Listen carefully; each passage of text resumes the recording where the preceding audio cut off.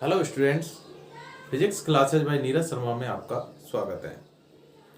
तो सबको मालूम है ना, लास्ट जो क्लास हुई थी अपनी लाइव क्लास थी, और लाइव क्लास के अंदर हमने लास्ट टॉपिक जो पढ़ा था वो ये देखा था कि किसी लंबे धारावाही चालक तार, ठीक है, लंबा है और सीधा है, कोई धारावाही चालक तार है और उस धारावाही चालक तार के कारण किसी बिंदु पर चुंबकीय क्षेत्र का जो परिमाण होता है उसका मान कितना होता है। ठीक है, तो ये चीज हम बहुत अच्छे से बात कर चुके थे और उसकी जो वैल्यू आई थी वो क्या आई थी। चैप्टर वही 7 चल रहा है, चैप्टर नंबर 7, ठीक है, हाँ, विद्युत धारा का चुंबकीय प्रभाव। तो वैल्यू जो आई थी किसी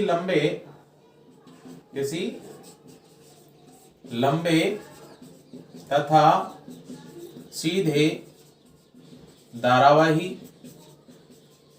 चालक तार के कारण चुंबकीय क्षेत्र। तो लंबे धारावाही चालक तार के कारण चुंबकीय क्षेत्र का जो परिमाण आया था वो परिमाण कितना आया था, B बराबर μ0 I upon 4 pi D, μ0 I upon 4 pi D into sine φ1 plus sine φ2। ठीक है भाई, तो यहां तक हम कंप्लीट कर चुके थे। ये समीकरण नंबर हो गया 1। ठीक है, तो क्या देखा हमने कि जो लंबा और सीधा धारावाही चालक तार है कि एक चालक तार है और उस चालक तार में हम धारा प्रवाहित कर रहे हैं, तो उस धारा प्रवाह के कारण किसी बिंदु पर, तार के इधर हो सकता है, इधर हो सकता है, कहीं भी हो सकता है, और उस बिंदु पर चुंबकीय क्षेत्र की तीव्रता का जो मान होता है वो होता है B बराबर μ0 I अपॉन 4 पाई D। यहां पर जो D है वो तार से उस बिंदु के बीच की दूरी है, ठीक है, लंबवत दूरी, और साइन φ1 प्लस साइन φ2। φ1 तार के एक सिरे से बिंदु P पर बनने वाला कोण और φ2 जो होगा दूसरे सिरे से बिंदु P पर बनने वाला कोण होगा। ठीक है, इसका डायग्राम भी हम देख लेते हैं कि ये सीमित लंबाई का तार है AB और इसमें धारा प्रवाह I है। तो इससे लंबवत दूरी पर, यहां मान लिया हमने केंद्र से लंबवत दूरी पर ये बिंदु P है, तो इस P बिंदु पर A के द्वारा बना जो कोण है वो मान लिया हमने क्या है, φ1, और बिंदु P के द्वारा बना कोण ये मान लिया हमने क्या है, φ2। ठीक है, इस प्रकार हमने यहां पर मान लिया। अब हम क्या कह रहे हैं, यहां पर कंडीशन अप्लाई करते हैं ना, अलग अलग क्वेश्चन बनते हैं, बहुत अच्छे अच्छे क्वेश्चन बनते हैं। क्वेश्चंस क्या हैं वो सुनना ध्यान से, यही हो जाएगा सब कुछ क्लियर। ठीक है, ध्यान से देखो भाई। तो क्वेश्चन नंबर 1 क्या कहता है वो सुनना भाई, कि यदि तार अनंत लंबाई, कैसा हो भाई, अनंत लंबाई का, ठीक है, तार कैसा है, अनंत लंबाई का। तो मान लेते हैं कि अनंत लंबाई का तार है, तो क्वेश्चन पूछेगा अनंत लंबाई के धारावाही चालक तार के कारण, अनंत लंबाई के धारावाही चालक तार के कारण चुंबकीय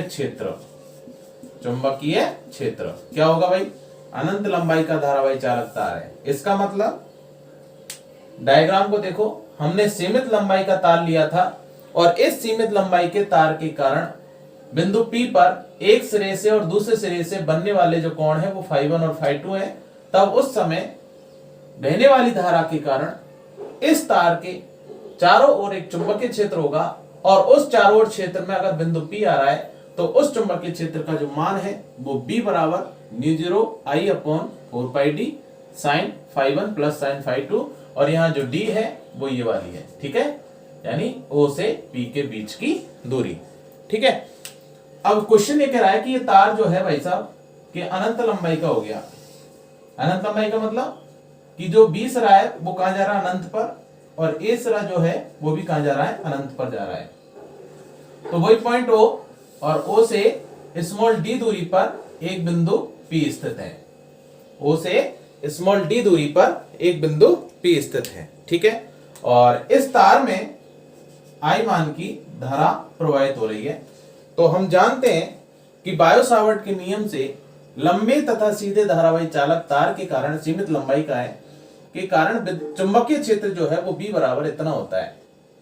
अब क्या किया हमने, इस तार को हमने अनंत लंबाई का बना दिया। क्या कर दिया? अनंत लंबाई का बना दिया। जब इसको हम अनंत लंबाई का बनाते हैं तो उस कंडीशन में देखना ध्यान से कि φ1 का जो मान है वो कितना होगा, φ1 का मान कितना होगा। ठीक है, इसको समीकरण 1 दिया था हमने, तो φ1 का जो मान है वो कितना होगा। देखना ध्यान से कि φ1 जो है वो O से जैसे जैसे अल्पांश नीचे उतरता है, जैसे जैसे नीचे उतरता है वैसे वैसे φ1 के मान में क्या होती है, वृद्धि होती है। ठीक है, यानी P से, बिंदु P से देखना ध्यान से कि यहां पर हम कह रहे हैं कि इस बिंदु P से और जैसे जैसे अल्पांशों में, तार को हमने अल्पांश व्यक्त माना था, तो हम जैसे जैसे यहां पर अल्पांश को नीचे की ओर बढ़ाते हैं तो वैसे वैसे बिंदु P पर इस φ1 के मान में क्या होती जाएगी, वृद्धि होती जाएगी। ठीक है, और जब बिंदु P कहां पर होगा, अनंत पर होगा, तो अनंत पर होगा तो कहीं ना कहीं इस प्रकार स्थिति आएगी।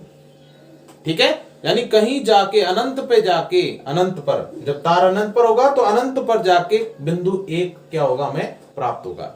ठीक है, बिंदु 1 क्या होगा, अनंत पर जाकर प्राप्त होगा। ऐसे ही बिंदु B भी कहां प्राप्त होगा, अनंत पर जाकर प्राप्त होगा। तो अनंत पर जब जाएगा तो उस स्थिति में इस φ1 की जो वैल्यू है वो किसके समथिंग हो जाएगी, लगभग किसके समथिंग हो जाएगी, 90 डिग्री के समथिंग हो जाएगी। किसके समथिंग भाई, 90 डिग्री की। यानी φ1 की जो वैल्यू है वो हो जाएगी 90 डिग्री या π/2। कितनी हो जाएगी, 90 डिग्री या π/2। ऐसे ही ऊपर की ओर जब चलेगा, अल्पांश कहां जा रहा है, अनंत पर जा रहा है, तो φ2 का मान बढ़ता जाएगा और φ2 का जो मान है अनंत पर जाकर कितना हो जाएगा, π/2 हो जाएगा। इसका मतलब अनंत लंबाई के तार के कारण φ1 और φ2 का जो मान है वो कितना हो जाएगा, π/2 आ जाएगा। ठीक है, तो देखना समीकरण 1 से, अतः समीकरण चित्रानुसार लिख देते हैं हम यहां, क्योंकि चित्रानुसार, क्योंकि चित्र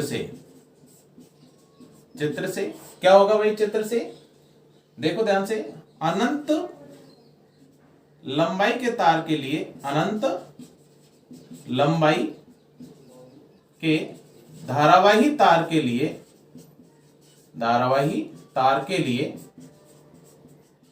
क्या होगा, φ1 इज इक्वल टू π/2 एवं φ2 भी क्या होगा, π/2 हो जाएगा। ठीक है भाई, यानी दोनों की जो वैल्यू है वो कितनी हो जाएगी, π/2। ठीक, अब इस मान को हम समीकरण 1 में रख देते हैं। तो समीकरण 1 में मान रखने पर, समीकरण 1 में मान रखने पर तो कितना आएगा भाई, 1 में मान रखने पर B बराबर μ0 I अपॉन 4πd और साइन φ1 का मतलब साइन π/2 प्लस साइन π/2। ठीक है भाई, और साइन π/2 का जो मान होता है वो कितना होता है, साइन π/2 का जो मान है वो 1 होता है भाई। कितना होता है, 1। ऐसे ही यहां भी क्या हो जाएगा, 1। तो ये आ जाएगा B बराबर μ0 I अपॉन, देखो 1 प्लस 1 कितना होगा, 2, यानी 4πd इंटू 2, और 2 से ये 4 कैंसिल हो जाएगा तो अपने पास लास्ट वैल्यू जो आएगी B। ठीक है, अनंत लंबाई के तार के लिए बात कर रहे हैं, तो बराबर आ जाएगा μ0 I अपॉन 2πd। ठीक है भाई, जब तार अनंत लंबाई का होता है, तो अनंत लंबाई का जब तार है तो उस अनंत लंबाई के तार के कारण तार के बिंदु O से बिंदु P तक, P पर जो चुंबकीय क्षेत्र का मान होगा वो इतना होगा। ठीक है, ये समीकरण A दे देते हैं हम। ठीक है भाई, क्लियर है सबके? दोबारा सुनो क्या कह रहे हैं हम, कि जब हम इस तार के सिरे A को अनंत पर ले जाएंगे तो φ1 का मान बढ़ते बढ़ते बढ़ते बढ़ते कितना हो जाएगा, π/2 हो जाएगा। ऐसे ही B को ऊपर की ओर ले जा रहे हैं अनंत पर, तो φ2 का मान भी क्या हो जाएगा, π/2 हो जाएगा। और φ1 और φ2 का मान, क्यों, धारावाही तार तो एक ही है। अब धारावाही तार जो है सीमित लंबाई के लिए लिया तो मैंने ये फॉर्मूला आ गया अपने पास, अब हमने क्या किया, इसको अनंत लंबाई का बना दिया, अनंत लंबाई बना दिया तो φ1 और φ2 की वैल्यू चेंज हो गई, ये मान यहां पुट कर दिया, तो अनंत लंबाई के लिए अपने पास चुंबकीय क्षेत्र का जो मान आया वो आया B बराबर μ0 I/2πd। ठीक है, क्लियर है यहां तक? तो इसका एक बार स्क्रीनशॉट ले लीजिए भाई। ठीक है,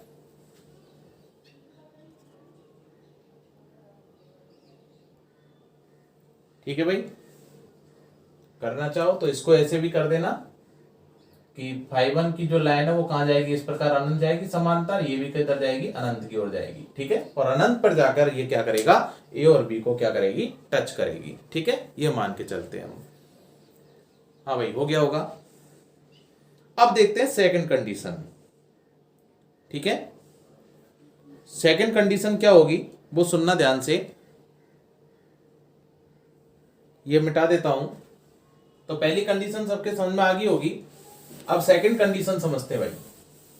सेकंड कंडीशन क्या कह रहा है कि जो ओ पॉइंट है, ओ पॉइंट है ना, उस ओ पॉइंट को हम तार के एक सिरे पर ला रहे हैं। ओ पॉइंट को कहां ला रहे हैं, तार के किसी एक सिरे पर ला रहे हैं। कैसे कि ये सीमित लंबाई का तार है अपने पास, और इसका ए सिरा ये रहा और बी सिरा ये रहा। ठीक है, और बिंदु P जो है वो इस एक सिरे से स्मॉल d दूरी पर स्थित है। P बिंदु कहां पर है, ए सिरे से, किसी एक सिरे से d दूरी पर स्थित है। ठीक है भाई, तो तार है ए बी लंबाई का, ये ए बी तार था, पहले कहां था, केंद्र से P बिंदु पर था, है ना, d दूरी पर बिंदु P था। अब कहां है, ए से, किसी एक सिरे से d दूरी पर बिंदु P स्थित है। ठीक है, अब इसके कारण जो चुंबकीय क्षेत्र होगा, इसमें धारा प्रवाहित कर देते हैं हम I मान की, तो इस समय इसके कारण जो चुंबकीय क्षेत्र होगा उसका मान कितना होगा। ठीक है, ये बात करनी है हमें। ठीक, दोबारा सुनो कि एक चालक तार है, धारावाही चालक तार, I मान की धारा प्रवाहित हो रही है, वही सीमित लंबाई का है। इस सीमित लंबाई के कारण केंद्र से d दूरी पर अगर कोई बिंदु P स्थित है तब चुंबकीय क्षेत्र का मान इतना होता है। ठीक है, अब हमने क्या किया, इस O पॉइंट को A पर लिया है और P बिंदु को भी यहां लिया है। इसका मतलब हम कह रहे हैं कि अब जो बिंदु P होगा वो तार के किसी एक सिरे से स्मॉल d दूरी पर स्थित होगा। ठीक है, तब चुंबकीय क्षेत्र का मान कितना होगा। ठीक है, तो कंडीशन लिख देता हूं मैं, ये पूरा L लंबाई का तार है, ध्यान रखना, कैपिटल L लंबाई का। तो कंडीशन सेकंड वही क्वेश्चन के रूप में लिख देते हैं हम। सेकंड कंडीशन क्या होगी कि L लंबाई के धारावाही चालक तार के एक सिरे से स्मॉल d दूरी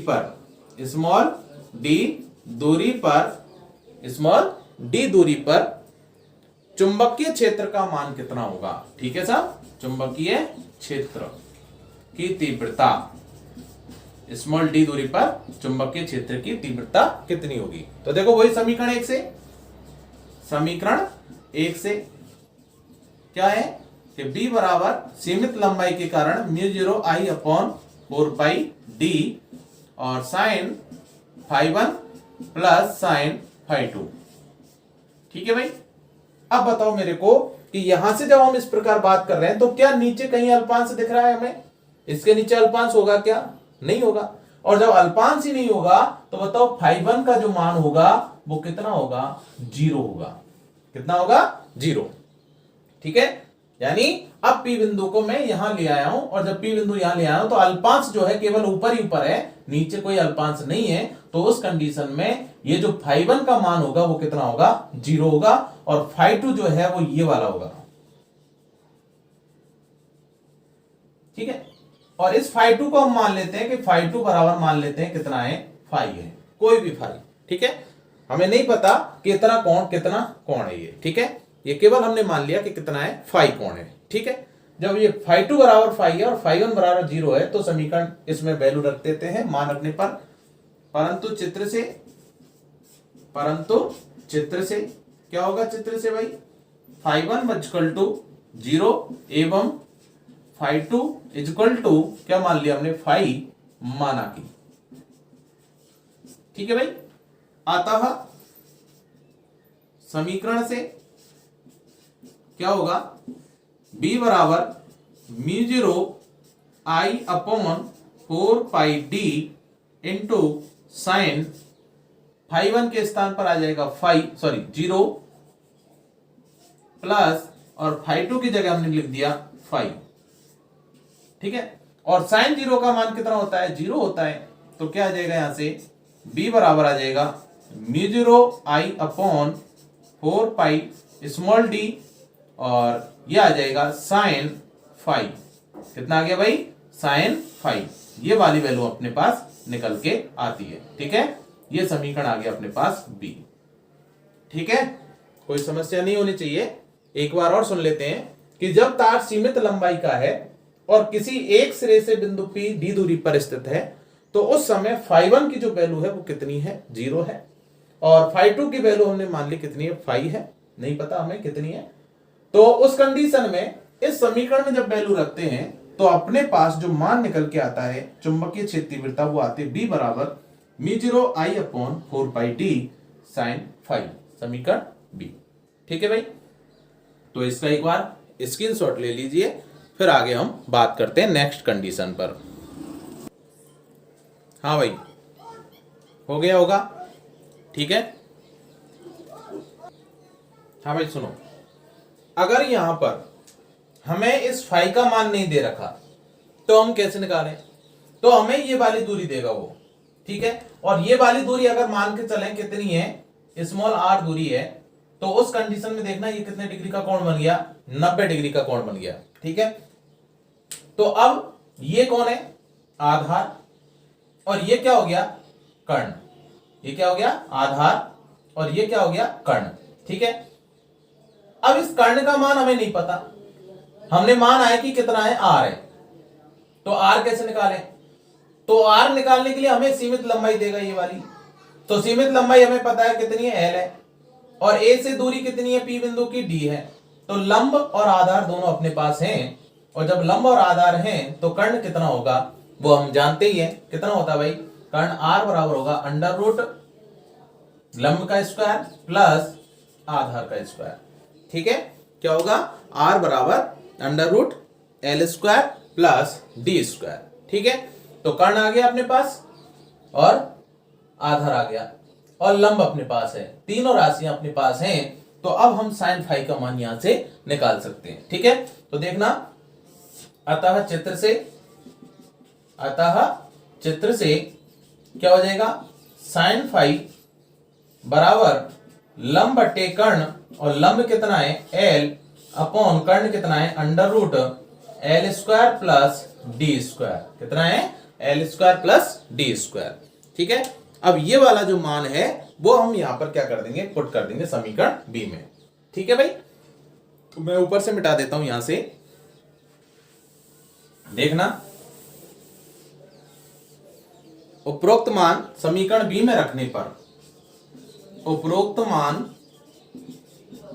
समीकरण बी में रखने पर, बी में रखने पर कितना आ जाएगा भाई, बी में रखने पर बोलो, b बराबर mu zero I upon 4 pi D और साइन फाई का मान आ गया अपने पास into L upon under root L square plus D square. ठीक है भाई। ये वाला मान होता है अपने पास। ये कब है, जब फाई का मान हमें नहीं दे रखा है।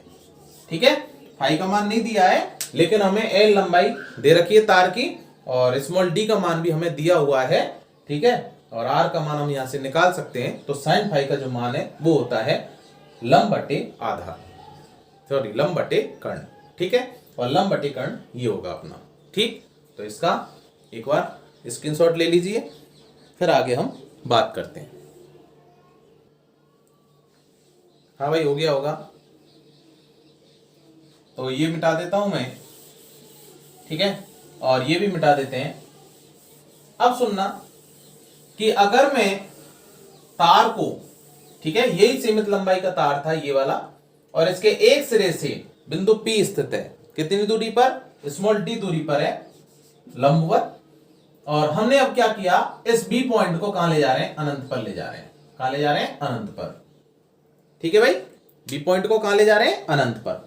तो जैसे जैसे बी पॉइंट को अनंत पर ले जाएंगे तो देखना ध्यान से, ये वाली स्थिति आती जाएगी, यानी ये जो फाई कोण है ये कितने डिग्री कोण पर जाने का प्रयास करेगा, 90 डिग्री कोण पर, यानी अनंत पर जाएगा तो ये कहां चला जाएगा, 90 डिग्री के कोण पर चला जाएगा। कौन, फाई 2। ठीक है भाई, तो कंडीशन क्या है वो सुनना भाई ध्यान से। कंडीशन है अनंत लंबाई के वही क्वेश्चन नंबर 3। ठीक है, कंडीशन के रूप में अनंत लंबाई के कई सारी कंडीशन हम यहां पर बना सकते हैं। तो अनंत लंबाई के धारावाही तार के एक सिरे से, धारावाही तार के एक सिरे से, अब एक सिरा तो हमें पता ही है, एक सिरे से जब P बिंदु पर ले रहे हैं तो दूसरा सिरा कहां जा रहा है, अनंत पर जा रहा है। दूसरा सिरा कहां जा रहा है, अनंत पर जा रहा है। ठीक है, तो एक सिरे से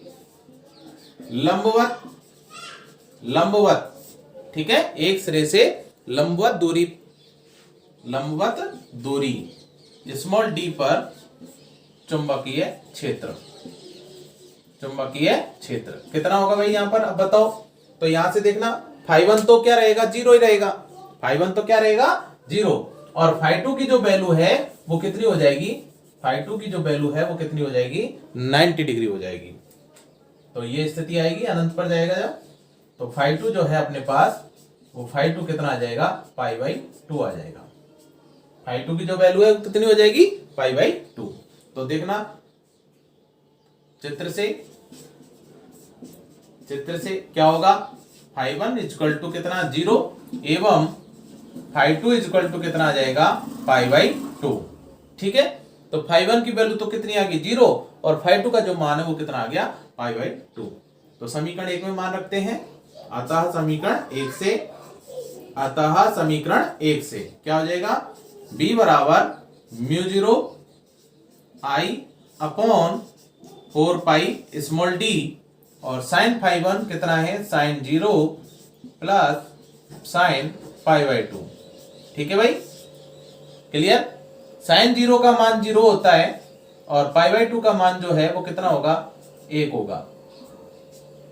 तो मान रख दें, तो अपने पास b का जो मान आएगा वो आ जाएगा μ0 I अपॉन 4 स्मॉल d।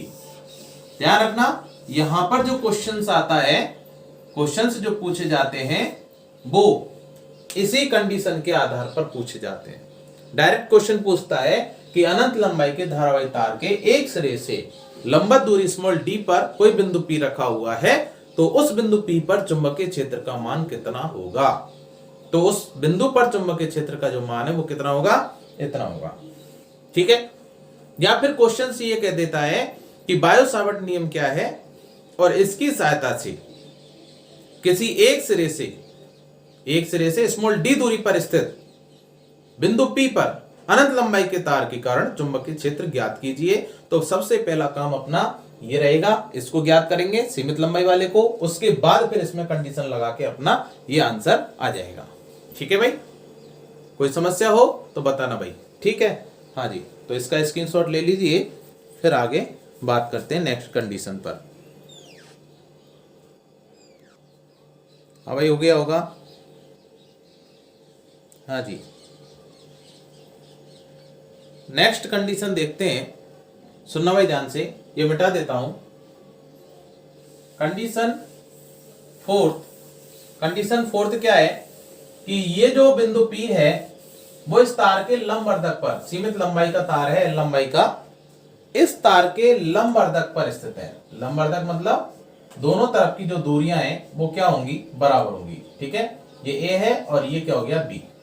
अब इसका ये सेंटर पॉइंट हो गया लंबवर्धक, मतलब दोनों को आधा करने वाला। ठीक है, और जब लंबवर्धक होगा, ये बिंदु P हो गया, तो इस कंडीशन में देखना ध्यान से,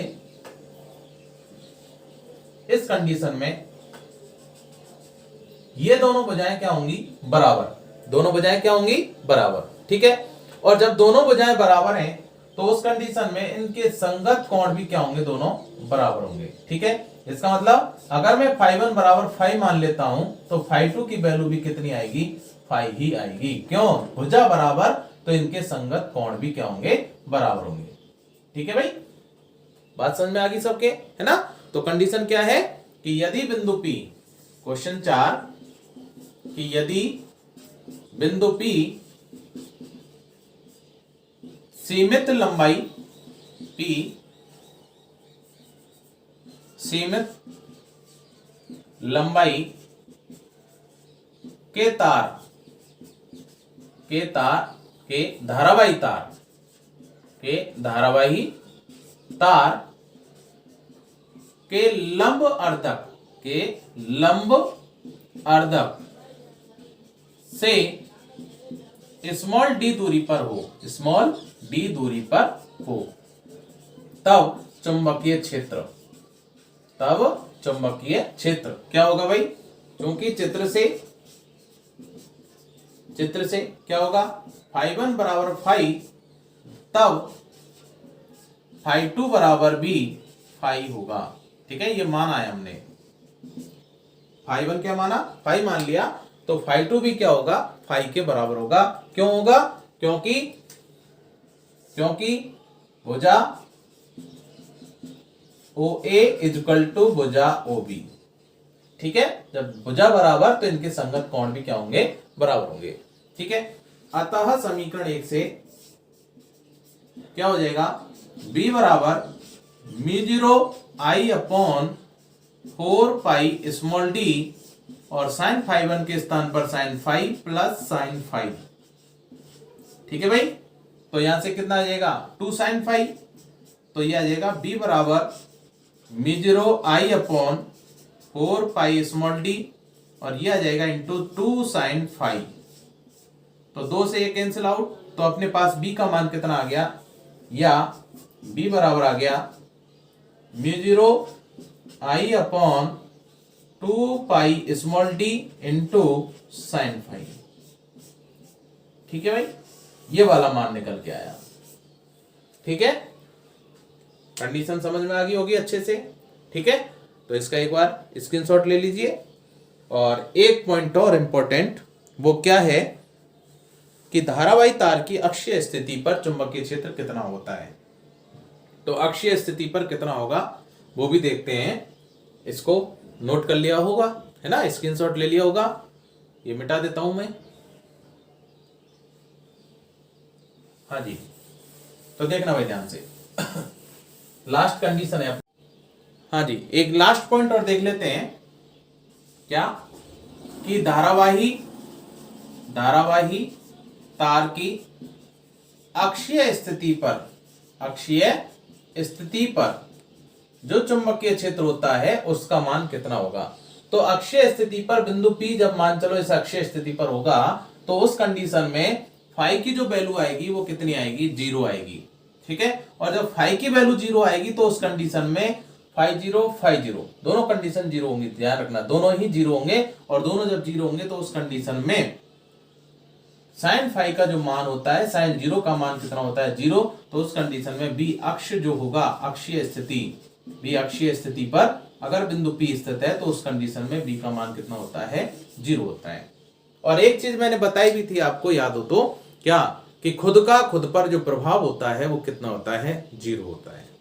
ठीक है भाई, समझ में आ गया होगा अच्छे से, है ना। अब इस पर आधारित हम क्वेश्चंस करेंगे नेक्स्ट, कि किस प्रकार इस पर आधारित जो एग्जाम्पल है वो किस प्रकार बनते हैं। ये तो सारी की सारी क्या हो गई, कंडीशंस, और कंडीशंस पर आधारित ही क्या हो गए, ये अपने क्वेश्चंस हो गए। ठीक है, और अब हम बात करेंगे कि इन पर मान चलो आई का मान दे दिया जाए, स्मॉल डी का मान दे दिया जाए, तो उस कंडीशन में जो क्वेश्चंस हैं वो किस प्रकार हम सॉल्व करते हैं, तो हम बात करेंगे उस चीज की नेक्स्ट क्लास के अंदर। ठीक है, तब तक के लिए धन्यवाद।